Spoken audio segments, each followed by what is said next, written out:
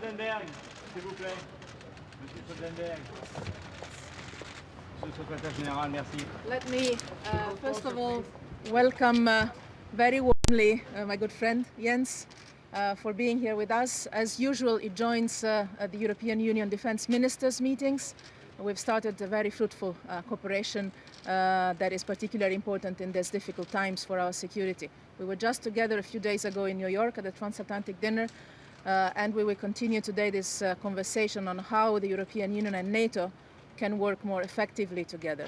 As you know, we've discussed today with the EU defence ministers the implementation of the global strategy that, by the way, I presented and handed over to Jens as the first person that received it from my hands in June, not by chance. We've found common ground and consensus among the EU ministers on the need to strengthen the European defence cooperation, and this in full complementarity with the work we do with NATO. It is not by chance, again, that today we discuss at the same time the implementation plan on the European defence and the implementation of the joint declaration that EU and NATO signed in Warsaw. It is concrete work, it is practical approach, very pragmatic, that both the European Union and NATO need. So in full complementarity with no duplications, but mutually reinforcing our work. It's our common security that needs it.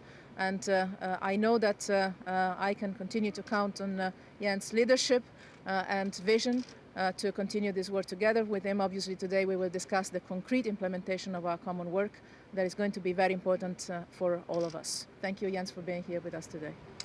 Thank you so much, Federica, and let me first of all thank you for inviting me to this meeting, and it's good to meet with you, a good old friend, but also to meet with all the EU defense ministers. And I think that the regular meetings I have with the EU defense ministers, and also that Federica participates in NATO defense ministerial meetings and foreign ministerial meetings, just illustrates that the cooperation between NATO and the European Union is now closer than it has ever been before. And that is important for EU, it's important for NATO. And I also welcome that we will discuss now how we can follow up and implement the declaration we agreed in Warsaw in July, which adds substance to NATO-EU cooperation. I also welcome the debate which is now taking place on how to strengthen European defence and European defence cooperation, because there is no contradiction between strong European defence and a strong NATO. Actually, it reinforces each other. And as Federica just underlined, the importance is that we avoid duplication, that it is complementary, and that the dialogue between EU and NATO is transparent and open, so we make sure that we really strengthen European defences, but also our transatlantic cooperation.